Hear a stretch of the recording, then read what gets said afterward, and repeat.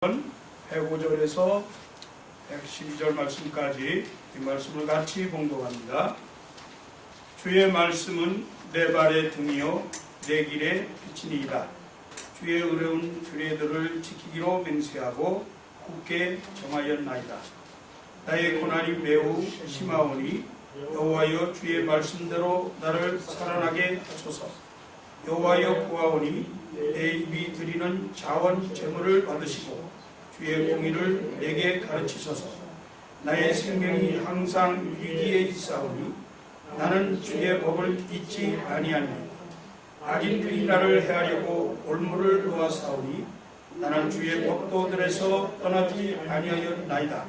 주의 증거들로 내가 영원히 나의 기업을 삼았사오니 이는 내 마음의 즐거움이 됨이니이다. 내가 주의 율례들을 영원히 헤아려고 내 마음을 기울였나이다. 아멘.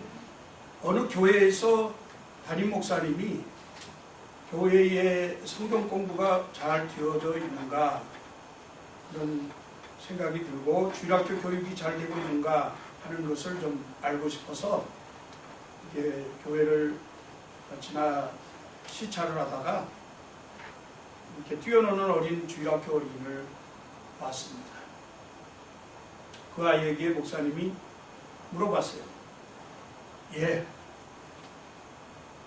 혹시 너 여리고성을 누가 무너뜨렸는지 아냐? 이 아이가 대답을 하기를 목사님 저는 안 했는데요.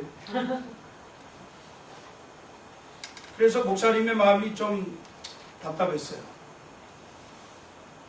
선생님이 마침 옆에 계시길래 아니 선생님 이 아이가 내가 여리고성을 누가 무너뜨렸느냐고 물었더니 자기가 안 했다고 그러는데 어떻게 된 겁니까? 선생님 대답이 또 가관입니다. 목사님 이 학생은 굉장히 정직한 학생이기 때문에 자기가 안 했다고 그랬으면 분명히 안 했을 겁니다. 목사님이 마음이 철썩 내려앉았습니다. 이거 어떻게 해야 되나? 이거 우리 교회 주일학교 교육이 지금 어디로 가고 있나? 그런 생각이 들어서 긴급히 당회를 소집했습니다. 네, 교회 교육을 재검해보자. 그런 뜻으로. 당회를 소집해서 장로님들에게 얘기합니다. 아니 제가 주일학교 학생에게 여리고성을 누가 무너뜨렸느냐 했더니 자기가 안 했다고 그러고 선생님에게 물으니까 그 아이는 정직한 아이니까 아마 그 아이가 안 했다고 그러면 틀림없이 안 했을 겁니다. 이렇게 이야기를 하는데 장로님 이 일을 어쩌면 좋겠습니까? 의논하는 중에 재정을 맡으신 장로님이 하시는 말씀이 목사님 여리고성 무너뜨린 사람 찾으려고 그러지 말고 그거 우리가 다시 쌓아줍시다. 얼마나 예산이 들겠습니까? 이렇게 당회에 계시는 장로님이 이야기를 했다는 거예요. 물론 이 이야기는 지어낸 얘기입니다. 그냥 하나님의 말씀 공부가 얼마나 교회에서 잘못되어져 가고 있는가 하는 것을 빗대서 하는 말씀이지만 상당히 우리에게 생각하게 하는 그러면서 우리 마음을 착잡하게 하는 그런 예화라고 생각이 되어집니다. 흔히 우리 인생을 가는 길을 나그네 길에 비유하곤 하죠. 그런데 이 나그네 길이 항상 밝은 길만은 아닙니다. 가다 보면 험난하고 고통스럽고 외롭고 그리고 아주 칠흑같이 캄캄한 장래를 예측할 수 없는 어두운 길을 가게 되기도 합니다. 이 캄캄한 길을 가다 보면 엄청난 위험이 도사리고 있는 것을 우리들은 보게 됩니다. 그야말로 말 그대로 오리무정과 같은 어두운 인생길을 우리가 가게 되죠.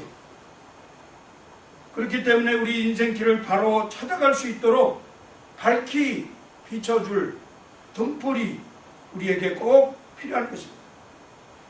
그런데 감사하게도 하나님께서 당신의 자녀들을 인도하시려고 밝은 등불을 허락해 주셨다고 말씀합니다.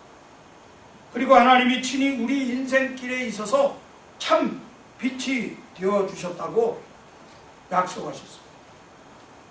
말씀으로 세상을 창조하신 예수 그리스도께서 인생들에게 참 빛으로 이 땅에 오셔서 우리 가운데 영광으로 거하시고 은혜와 진리가 충만하게 임하게 하신 줄로 믿습니다.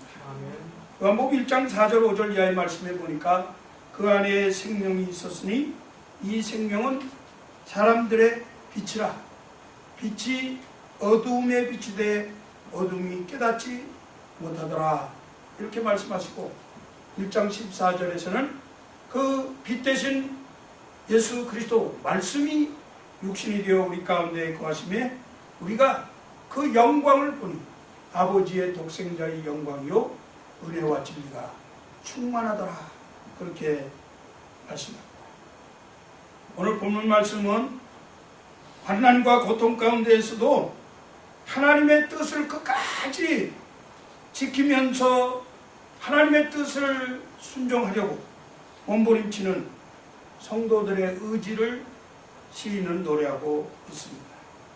하나님의 말씀은 인생을 이끌어가는 인생들로 하여금 그 삶을 승리로 살아가도록 길을 비춰주는 등불과 참된 빛이라고 노래하고 있습니다.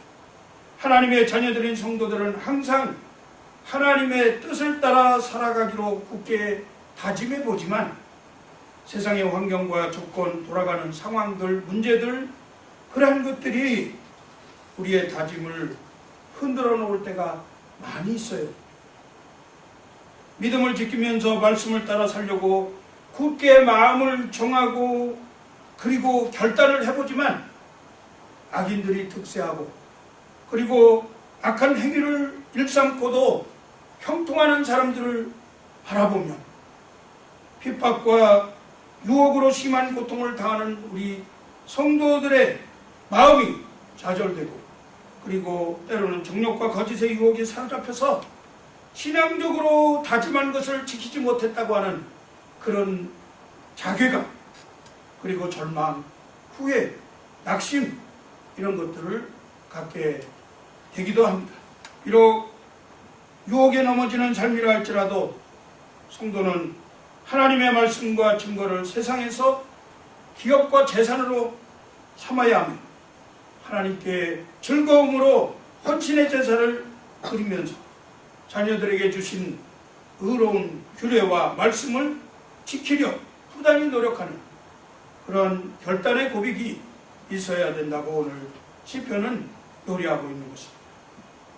사랑하는 성도 여러분, 시편 119편 전체의 주제가 하나님의 말씀에 관한 것입니다. 하나님의 법, 하나님의 법도, 계명, 규례, 명령, 율례, 율법, 하나님의 약속, 증거, 그리고 판단 이러한 내용들을 통해서 하나님의 말씀이 얼마나 소중한 것인가 하는 것을 우리로 하여금 깨닫게 하고 하나님께 대한 찬양과 열정, 믿음이 생기도록 하고 빛과 등불이 되신 하나님 말씀이 우리를 인도해 줌으로써 성도들의 삶이 승리로 이끌려지도록 하신다는 것입니다.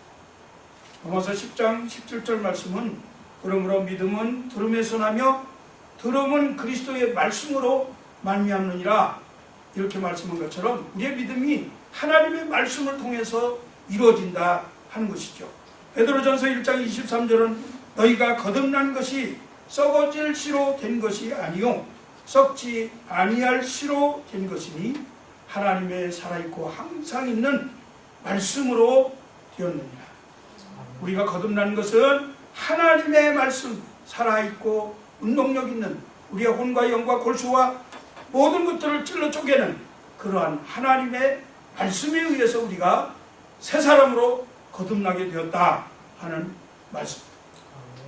따라서 우리가 인생을 얼마나 크게 승리할 수 있느냐 하는 것은 하나님의 말씀을 얼마나 잘 활용하면서 사느냐에 달려있다고 생각합니다. 말씀 중심의 생활이 험난한 인생길을 평안과 행복으로 인도하게 되는 줄로 믿습니다. 우리가 먼저 생각해 볼 것은 먼저 하나님 말씀을 사랑하고 가까이 해야 한다 하는 것이에요. 하나님은 우리에게 말씀을 통해서 나타나십니다. 우리의 눈으로 볼 수 없지만 하나님은 말씀을 통해서 우리에게 자신을 보여주십니다. 하나님은 말씀 자체이시고 말씀이 곧 하나님이시기 때문입니다. 그러므로 우리가 하나님을 사랑한다면 당연히 하나님 말씀을 사랑하고 가까이 해야 합니다. 그 말씀대로 지키고 순종해야 합니다. 눈에 보이지 않는 하나님을 입술로 사랑한다 그렇게 말하면서 말씀에 대해서 무덤덤하고 관심이 없고 그리고 그 말씀을 가까이 하지 않는다고 하면 그 믿음과 그 하나님 사랑한다고 하는 고백은 거짓말이 될 것입니다. 성경은 이렇게 말씀합니다. 요한복음 14장 21절 나의 계명을 가지고 지키는 자라야 나를 사랑하는 자니 나를 사랑하는 자는 내 아버지께 사랑을 받을 것이요 나도 그를 사랑하여 그에게 나를 나타내리라. 이사야서 29장 13절은 주께서 이르시되 이 백성이 입술로는 나를 가까이하며 입술로는 나를 공경하나 그들의 마음은 내게서 멀리 떠났나니 그들이 나를 경외함은 사람의 계명으로 가르침을 받았을 뿐이니라. 사람의 지식과 사람의 상식과 사람의 계획과 사람의 법을 따라서는 살려고 하면서 하나님의 법은 멀리한다는 것을 우리에게 경고하고 있는 말씀입니다. 주님을 사랑하는 자는 당연히 그의 말씀대로 순종하고 그 결과 하나님이 그를 사랑하시면서 주님이 그와 함께 해주신다는 말씀입니다. 그런데 안타까운 것은 요즘 성도들이 하나님의 말씀인 성경을 가까이 하려고 하지 않습니다. 성경 공부도 소극적입니다. 하나님 말씀을 사랑하는 마음이 적기 때문이에요. 세상 지식, 세상 돌아가는 이야기, 그리고 쇼핑 뭐 이런 것들은 정신없이 다니는데 박식하고 또 자기의 지식을 나타내고 그런 것들을 하기 위해서는 열을 내면서 토론하고 사람들과 더불어서 이야기하는데 성경 말씀에 대해서는 유구무원 입을 딱 다물고 말을 하지 않는 것을 보입니다. 여러분, 우리가 정말 하나님을 사랑한다면 하나님을 향한 우리의 사랑이 진실이라고 한다면 하나님의 말씀인 성경을 사랑하고 가까이 하시기 바랍니다. 말씀을 사랑하고 가까이 하는 말씀 중심의 삶을 살아서 현재 우리에게 닥치는 고통과 유혹을 승리하겠다고 결단하는 저와 여러분들이 되시기를 예수님의 이름으로 축복합니다.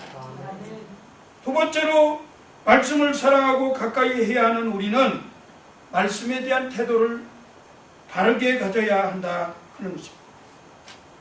하나님의 말씀인 성경을 읽지 않는 것도 문제지만 하나님의 말씀이 정말 우리에게 큰 유익이 되고 축복이 되려고 한다면 하나님의 말씀을 대하는 태도가 달라야 돼요.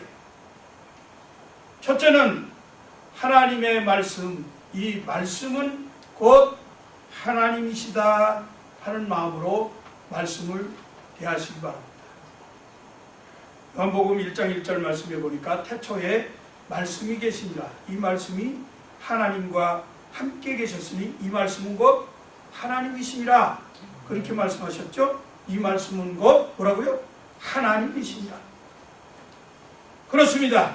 성경 말씀을 읽을 때 이것이 그저 인쇄된 책이 아니고 하나님이 내 앞에 와 계셔서 나에게 말씀하시는, 나는 하나님의 지금 얼굴 앞에 앉아있는, 그리고 그 하나님이 말씀하시는 것을 듣고 있는 그런 자세로 말씀을 대하시기를 축복합니다. 사도행전 10장에 보면 고넬료라고 하는 로마의 백부장이 나오는데요. 그가 기도하는 가운데 환상을 봤습니다. 그 이웃에 욥바라고 하는 항구에 베드로 사도가 와 있다. 그 베드로를 청해서 너희가 하나님의 말씀을 받으라. 그렇게 성령의 음성을 듣습니다. 그래서 사람을 보내서 베드로를 자기 집으로 초청합니다. 그리고 자기는 집에서 일가 친척들을 다 집에다 모아놓고 기다립니다. 베드로가 들어오는데 그 베드로를 볼 때 고넬료가 베드로에게 납작 엎드려서 절을 해요. 그렇게 하니까 베드로가 깜짝 놀라서 그러지 마십시오. 나도 당신과 같은 사람입니다. 내게 경배하지 마십시오. 겸손하게 베드로가 얘기해요. 그런데 그 말을 받은 고넬료가 말하는 그 말이 더 참 훌륭한 말이에요. 사도행전 10장 33절에 보니까 내가 곧 당신에게 사람을 보내었더니 오셨으니 잘하였나이다. 이제 우리는 주께서 당신에게 명하신 모든 것을 듣고자 하여 다 하나님 앞에 있나이다. 오셨으니 잘하셨습니다. 우리는 다 지금 하나님의 말씀을 듣기 위해서 하나님 앞에 있습니다. 지금 누구에게 말하는 거예요? 베드로 사도에게 말하는 거예요. 베드로 사도가 말씀하는 그 말씀이 하나님의 말씀으로 여기고 받는 이 고넬료.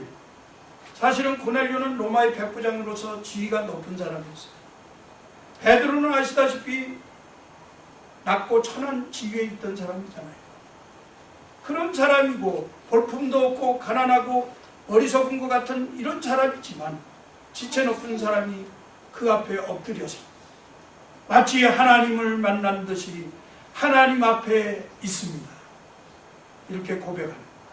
사랑하는 성도 여러분, 여러분 오늘 이와 같이 말씀을 전하는 설교자가 정말로 볼품도 없고 인격도 보잘것없고 참 여러분들이 자랑할 만한 것이 아무것도 없다 할지라도 설교자의 입을 통해서 나오는 이 말씀이 하나님 앞에서 하나님 말씀을 듣는 그런 마음으로 여러분들이 마음을 열고 받으신다면 하나님의 은혜와 진리가 여러분의 심령과 삶과 장래와 영혼 가운데 풍성하게 임할 줄로 믿습니다.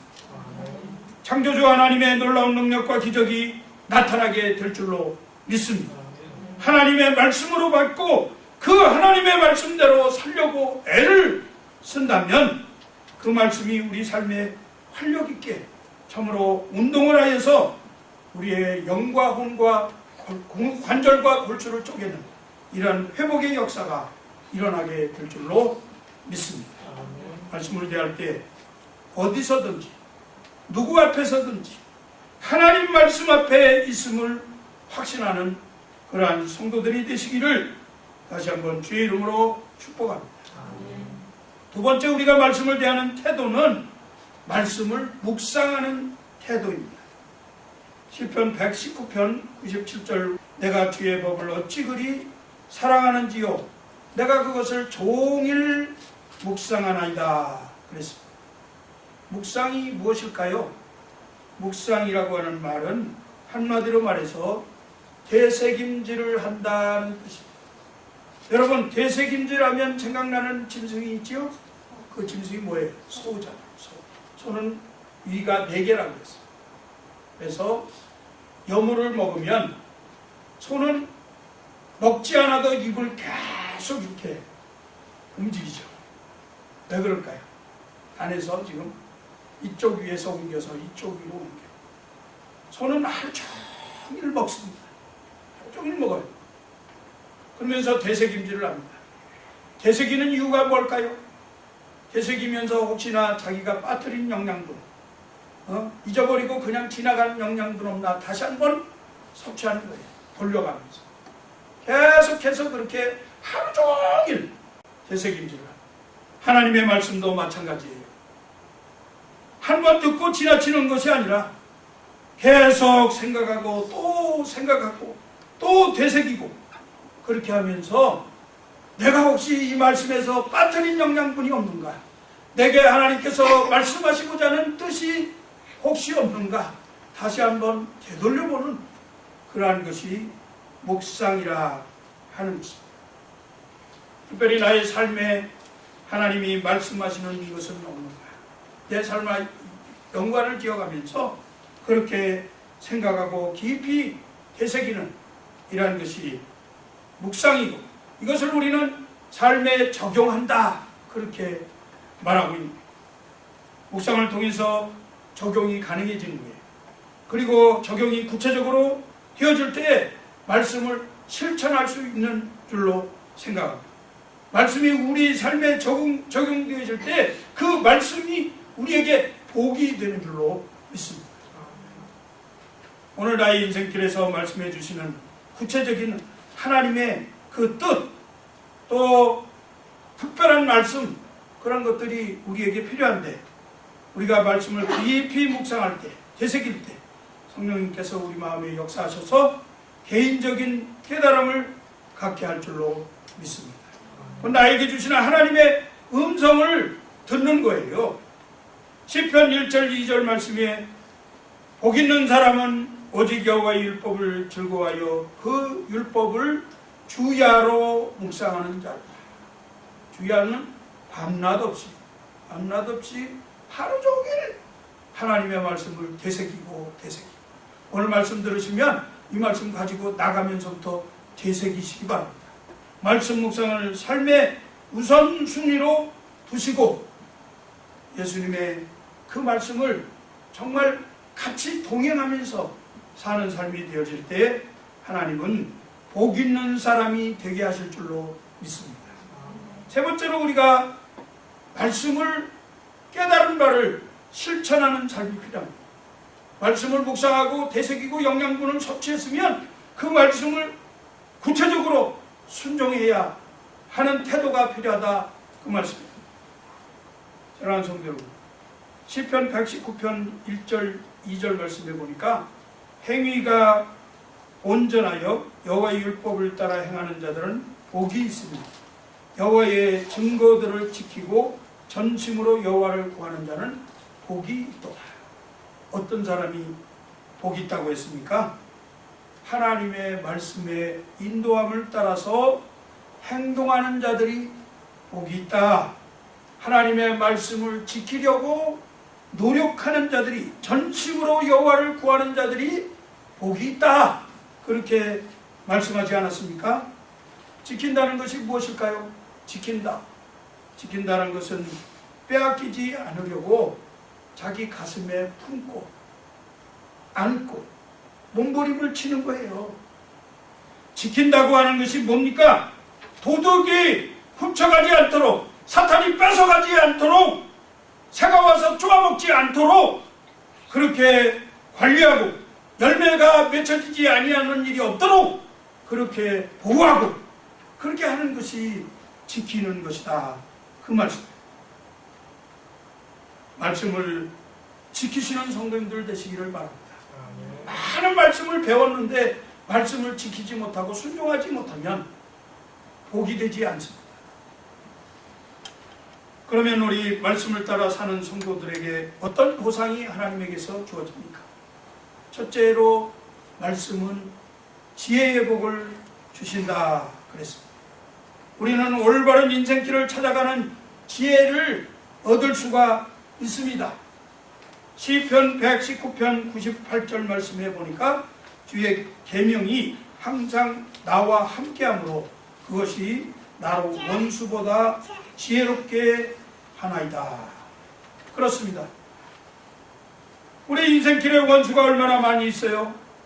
사랑, 그리고 환경, 문제, 그리고 사탄, 여러 가지 악조건들이 우리를 넘어뜨리려고 하는 그런 원수들이 많이 있는 것을 봅니다.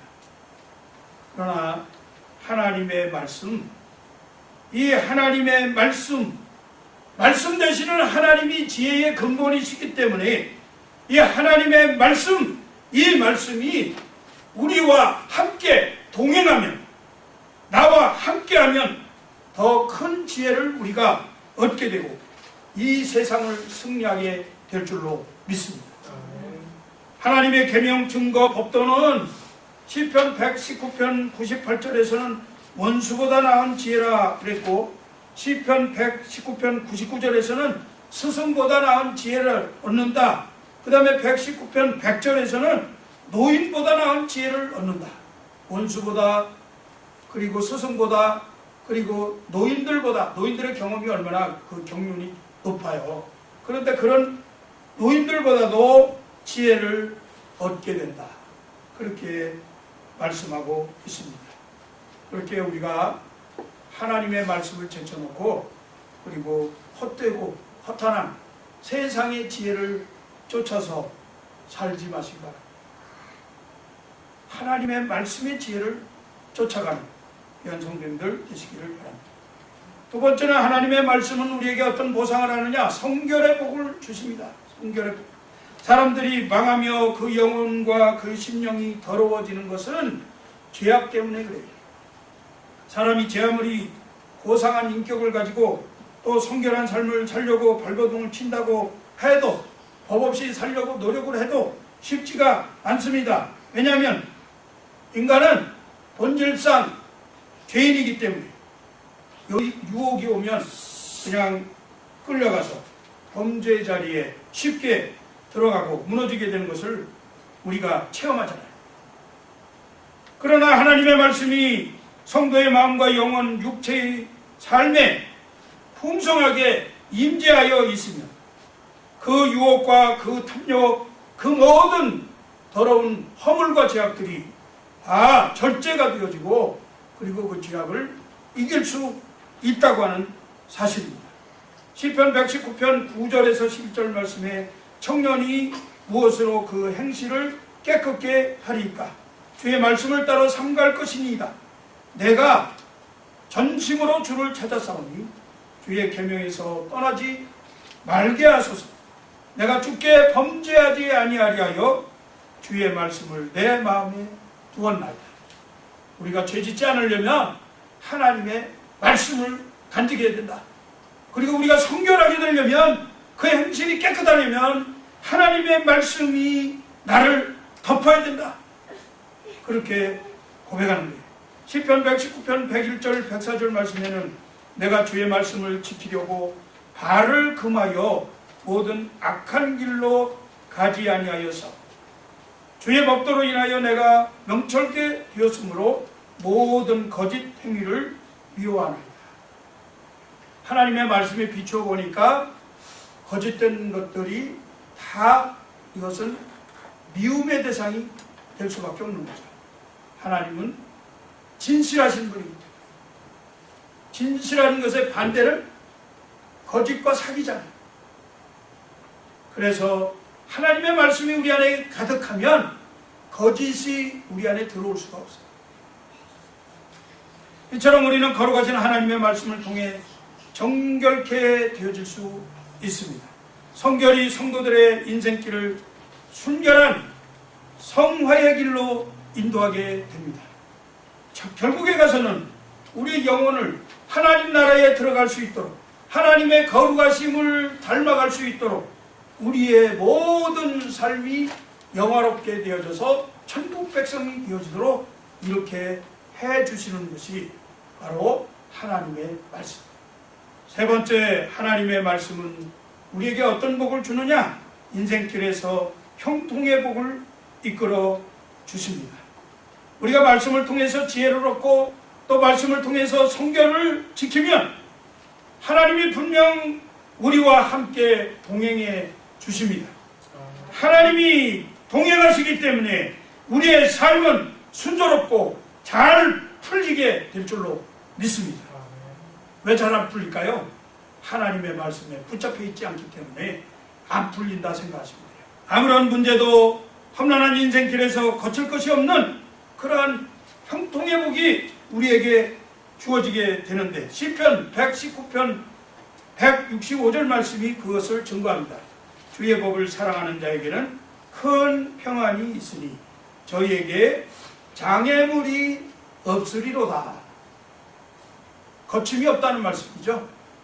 하나님의 말씀을 가까이 하는 주의 백성들은 이 땅에서 사는 동안에 만사 형통의 복을 받게 될 줄로 믿습니다. 여호수아가 모세의 뒤를 이어서 이스라엘의 지도자가 되었어요. 그런데 가나안 땅에 들어가려고 하는데 수백만 명의 이스라엘 백성들을 인도해야 되는 그러한 위치이기 때문에 두렵고 떨리는 마음이 있었습니다. 지혜도 모자라고 자기가 과연 이것을 잘 영도해서 데리고 갈 수 있을까? 이런 생각을 하게 되었지요. 그럴 때에 하나님께서 그에게 찾아오셔서 하신 말씀이 여호수아 1장 7절에서 9절 말씀입니다. 오직 너는 마음을 강하게 하고 극히 담대히 하며 나의 종 모세가 네게 명한 율법을 다 지켜 행하고 좌로나 우로나 치우치지 말라. 그리하면 어디로 가든지 형통하리니 이 율법책을 내 입에서 떠나지 말게 하며 주야로 그것을 묵상하여 그 가운데 기록한 대로 다 지켜 행하라. 그리하면 내 길이 평탄하게 될 것이라. 네가 형통하리라. 네가 네게 명한 것이 아니냐? 마음을 강하게 하고 담대히 하라. 두려워 말며 놀라지 말라. 네가 어디로 가든지 네 하나님 나 여호와가 너와 함께 하느니라. 이렇게 말씀하셨습니다. 하나님이 함께 하시면 형통의 복을 누리게 될 줄로 믿습니다. 여러분, 하나님의 말씀, 하나님 그분과 함께 하신 것. 이제 말씀을 맺습니다. 세상에 휘황찬란한 정말 유혹하는 많은 빛들이 있어요. 근데 그 빛들은 다 거짓된 빛입니다. 참 진리와 생명의 등불은 오직 하나뿐입니다. 그래서 많은 사람들이 어둠 가운데서 참빛을 바로 찾지 못하고 말씀의 기갈에 괴로워하면서 이리저리 허망한 빛을 쫓아서 사는 것을 보게 됩니다. 오늘 본문 말씀 시편 19편 105절 말씀이에요. 주님의 말씀은 내 발의 등불이요 내 길의 빛이니이다. 하나님께서 말씀을 통해서 우리 발등 위에다가 랜턴을 하나씩 다 달아주신다. 랜턴이 뭔지 아시죠? 후레쉬. 여러분 발에 후레쉬를 달아놓고 이렇게 가면 아무리 어두운 길이라도 잘 보이겠어요? 안 보이겠어요? 하나님의 말씀이 여기 붙어서 간다고 하면 그렇게 한번 생각해보세요. 여러분 길을 가다 보면 가로등이 켜있는 것을 보게 됩니다. 가로등 불빛이 있으면 참 밝아서 가시기 좋잖아요. 그런 것처럼 우리 가는 길에 하나님이 빛으로 비춰주셨어요. 휘황찬란한 빛을 우리에게 보여주심으로 우리의 길이 형통케 되어진다고 말씀하셨어요. 영적인 기갈 중에 있는 인생들에게 하나님이 말씀으로 생수로 주시고 그리고 말씀으로 이 어두운 세상에서 빛으로 주셔서 우리로 하여금 진리와 생명의 빛으로 살아가도록 이렇게 함께 해주시겠다고 약속하셨습니다. 여러분, 신앙생활하기 힘들지만 힘들수록 더 말씀을 가까이 하시면서 그 말씀을 묵상하고 그리고 그 말씀을 따라서 순종하고 행함으로써 하나님이 우리에게 주시는 지혜의 복, 성결의 복, 그리고 형통의 복을 받아 누리시는 성도님들 되시기를 주의 이름으로 축복합니다. 어두운 인생길 걸음마다 참 빛 되신 예수 그리스도와 동행함으로써 장래가 훤히 밝아지고 기쁨과 평안을 누리시는 우리 그레이스 라이프 한인교회 성도님들 모두 다 되시기를 다시 한번 주의 이름으로 축복합니다. 기도하겠습니다. 하나님 감사합니다. 복된 날 허락해 주시고 주의 전에서 하나님의 말씀 앞에 서게 하시니 감사합니다. 하나님은 말씀이시고 말씀은 곧 하나님인 것을 배웠습니다. 이 말씀 우리와 동행하기를 원하시는 하나님이신 것을 기억하고 우리가 좀 더 하나님을 가까이하며 하나님을 사랑하는 귀한 자들 되어지도록 축복하여 주시옵소서. 이제부터는 하나님의 말씀 배우기를 힘써하게 하시고 하나님의 말씀 앞에 있음을 기억하면서 하나님이 말씀하시는 것을 잘 듣는 귀한 성도들 되어져서 저들이 지혜롭게 성숙되어지게 하시고 성결하게 아버지 하나님 앞에서 거룩한 삶을 살게 하시고 아버지 하나님 그리함으로 하나님이 우리와 동행해 주심을 발견하고 그 동행하심으로 인해서 우리의 삶이 평탄하고 형통케 되어지는 귀한 놀라운 축복을 얻게 하여 주시옵소서. 아멘. 감사하며 예수 그리스도 이름으로 간절히 기도합니다. 아멘.